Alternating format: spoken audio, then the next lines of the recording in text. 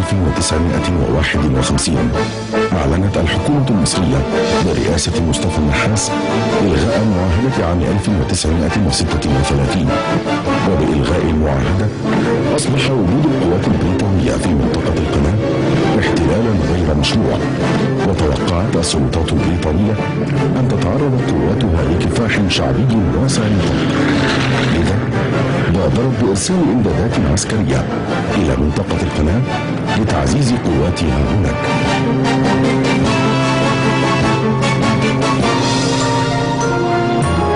وأيد الشعب المصري بجميع فئاته قرار حكومته بإلغاء المعاهدة بعد أن أدرك أنه لن يتم له الحصول على حريته واستقلاله إلا عن طريق الكفاح المسلح. المصريون في المعسكرات البريطانية عن العمل بدافع من وطنيتهم، وبلغ عددهم أكثر من 60,000 عامل. كما امتنع المتعهدون عن توريد الأغذية وتأدية الخدمات للقوات البريطانية، وأجبرهم ذلك على جلب احتياجاتهم من الخارج، مما كبدهم خسائر فادحة. من مواجهة الكفاح الشعبي هي عزل منطقة القناة عن القطر المصري، ولذا قامت قواتهم بالسيطرة على المدن والقرى في هذه المنطقة، واحتلت مداخل الطرق المؤدية إليها، وعمدت إلى العدوان على سكانها بوسائلها الإرهابية من قتل وسلب ونهب وخطف للمواطنين وللمواد الغذائية، مما أدى إلى ازدياد حدة المقاومة والكفاح ضد العمليات الفدائية ضد الإنجليز في الإسماعيلية وبورسعيد والسويس، وامتدت إلى المعسكر البريطاني في التل الكبير بالمديرية الشرقية. وتشكلت من الطلبة والعمال كتائب الفدائيين، ومن أشهرها كتائب خالد بن الوليد ومحمد فريد وأحمد عبد العزيز. وتطوع بعض قادة الجيش السابقين لتدريب هذه الكتائب، وكان في مقدمتهم الفريق عزيز المصري واللواء صالح حرب. أسهم تنظيم الضباط الأحرار في الكفاح الشعبي، فقام بعض ضباطه سرا بإمداد كتائب الفدائيين بالأسلحة والذخائر والمعلومات، وكان في طليعة هؤلاء الضباط وجيه أبابا كمال رفعت اتحرقت بقى المحافظة لأنها كانت معمولة خشب، لأن هو كان قصر بالحصول الخلوي،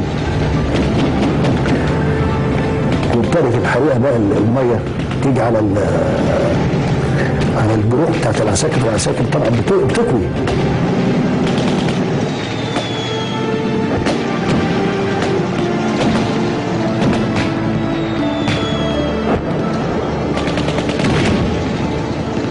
الشرطة المصرية عشرات الشهداء.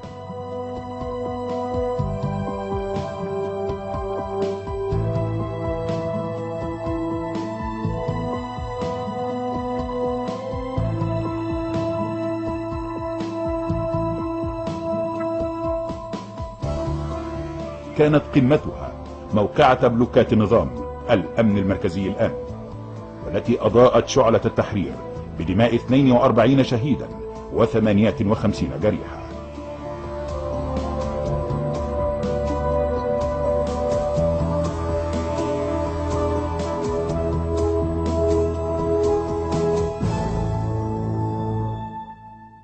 هكذا كانت الشرطة المصرية على امتداد الحروب التي خاضتها مصر، من حرب 1956 عندما انخرطت في صفوف المقاومة إلى الانتصار العظيم في أكتوبر عام 1973، عندما كانت عنصرا أساسيا في إعداد الدولة للحرب وسدا منيعا لحماية الجبهة الداخلية.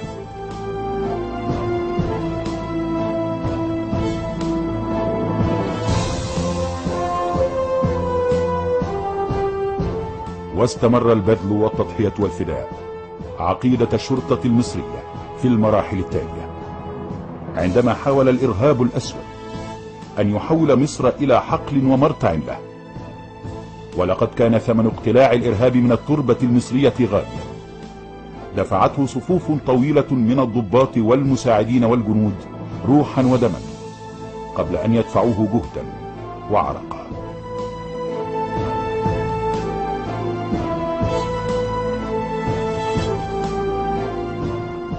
ثم فرضت المتغيرات على الشرطة مهاما أكبر وأكثر اتساعا في مواجهة تحديات وتهديدات مستجدة. كما اتسعت مهام ومسؤوليات وواجبات الشرطة المصرية صيانة للشرعية وتأمينا للمجتمع. وكما امتدت يد التطوير والتحديث إلى كافة الأدوات والوسائط والخدمات الأمنية، امتدت التضحيات جهدا وعرقا ودما، تعبيرا صادقا وأمينا عن العقيدة الوطنية للشرطة المصرية.